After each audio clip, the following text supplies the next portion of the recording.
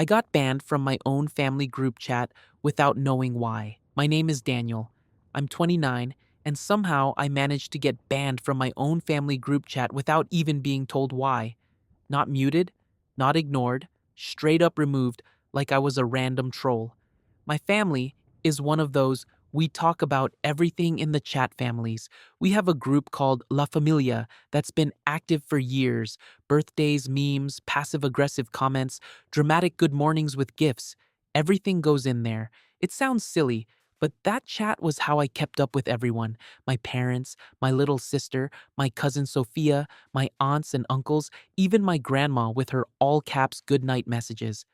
One Tuesday morning, I woke up, grabbed my phone, and opened WhatsApp like always, except instead of the endless unread messages from La Familia, the chat had disappeared. I thought I'd accidentally archived it. I pulled down, searched La Familia. Nothing. I checked again. Nothing. Confused, I texted my sister, Anna. Hey, did you guys change the family group name? I can't find it. She left me on red, which was weird because she normally replies with at least a sticker. I shrugged it off at first. Maybe it was a glitch. Maybe my app updated. Maybe I was half asleep. Then, that afternoon, I opened Instagram and saw a story from my cousin Sophia. A boomerang of a family barbecue, everyone holding plates, laughing. The caption, "Family days are the best." In the corner, over the grill, I spotted my dad, my mom, Anna, my grandma, literally everyone except me. No one had invited me, no one had even mentioned it, and in the little gray bubble under the story, I saw seen by mom, dad, Anna, and other family members. But my name wasn't there. I realized then I wasn't just missing a chat. Somehow, I'd been quietly removed. I tried not to spiral, but once you notice you're being left out, every small thing feels like confirmation. I texted my mom, "Hey, was there something today? Saw Sophie's story? Looked fun." She replied hours later with, "Oh, it was very last minute, mijo. You work so much, we assumed you were busy. I work remote. I live 20 minutes away." Last minute means someone wrote in the group, "Barbecue at 3?" and everyone said yes. I asked casually, "Did you guys make a new family group? I can't find it." She sent a single emoji and changed the subject to my job. That night, I called Anna. She picked up but sounded weirdly formal. We talked about nothing for 5 minutes until I finally said, "Okay, what's going on? Why am I not in the family chat anymore?" There was a long pause. Then, "I'm not supposed to talk about it," she said quietly. My stomach dropped. "Talk about what?" Another pause. "They said you were being negative, that you always make comments and start drama.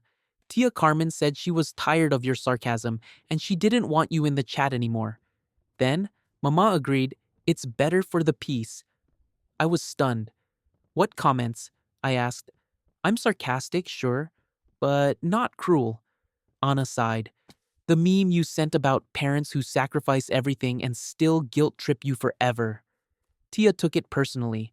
Then, that night, you didn't reply when they were planning Grandma's birthday. They said you never participate and only show up to criticize. I remembered that week. I'd sent a meme after a fight with my mom where she'd told me I owed her coming to some boring cousin's baby shower.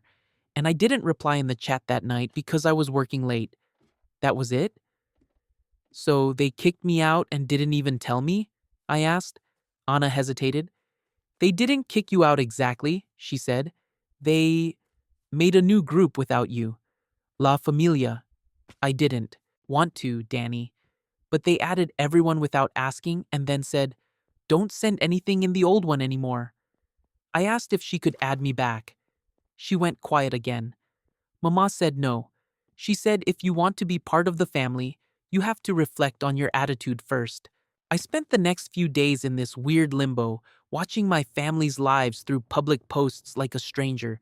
Birthday dinners, inside jokes, random "look at what grandma cooked" videos, all tagged with each other, all referencing conversations I wasn't in on.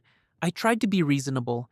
Maybe I had been distant. Maybe my tone in texts came off harsher than I intended.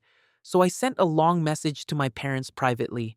I apologized if my memes or comments had hurt them, explained I'd been stressed and dealing with burnout, reminded them I loved them and wanted to be included. I ended with, "Can we please talk about this like adults instead of freezing me out?" My dad replied with a thumbs up emoji. My mom wrote, "You always make yourself the victim. We need peace. When you have changed, we'll see."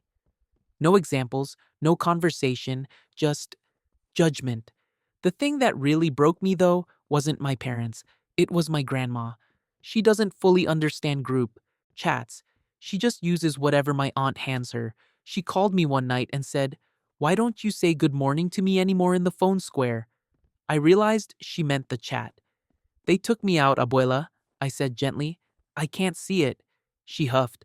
"That's nonsense. You're my grandson." Then she lowered her voice. "Your tia and your mama think they are queens. They say you are disrespectful. But I remember you bringing me soup when I was sick, not them."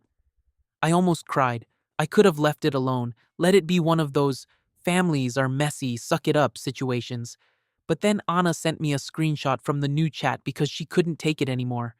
In it, my aunt had forwarded my old meme and written, "This is directed at us. He hates his family." Someone else had replied, "He's always been like this, thinks he's better than everyone." My mom had added, "It's his trauma talking, let him work it out alone." My dad had put a laughing emoji. They weren't just annoyed at me, they were rewriting my entire personality into some villain narrative, while I wasn't there to defend myself. Seeing that screenshot flipped a switch I didn't know I had. For years, I'd swallowed comments like, "You're too sensitive," and "You always start drama," anytime I tried to set the smallest boundary. Now, they'd escalated to exiling me from the one place they all interacted every day, then gossiping about me in it like I was dead. I stopped begging. I muted my mom's texts, called my grandma directly instead of relying on the chat, and started answering Anna's guilty, "They're asking why you never show up anymore," with, "Tell them they know exactly why." I won't pretend it didn't hurt. The first Christmas I saw them all sitting together on their phones, laughing about something I wasn't part of, I felt like I was outside my own house with my face pressed to the glass. But a funny thing happened when I stopped chasing them. Other people stepped in. My cousin Sophia DM'd me privately to say she thought the whole thing was messed up and that she'd left the new group after they started mocking my apology. A friend invited me to his family's Sunday dinner because he didn't want me eating alone again. Little by little, I built a version of family that didn't revolve around a WhatsApp bubble run by people who weaponize silence. Months later, my mom tried to use the group chat as leverage. "If you just say sorry to your tia, we can add you back," she texted. I realized then they saw the chat as some sort of reward I had to earn, not basic access to my own relatives. I told her, "If the price of being in that group is pretending I'm the only one who did anything wrong, I'm okay staying out." She sent a voice note crying, saying I'd changed. Maybe I have. I still miss the chaos of La Familia, the random memes from my uncle, the drunk voice notes from my cousins, but I don't miss being the designated scapegoat who gets silently deleted when my existence makes them uncomfortable. So, here's my question for you. If your entire family quietly made a new group chat without you, talked about you behind your back, and then told you that you could earn your way back in by apologizing for things they never once owned on their side, would you swallow your pride just to see the messages again? Or would you let that chat stay gray and empty and build a life where your worth isn't decided by who hits add participant?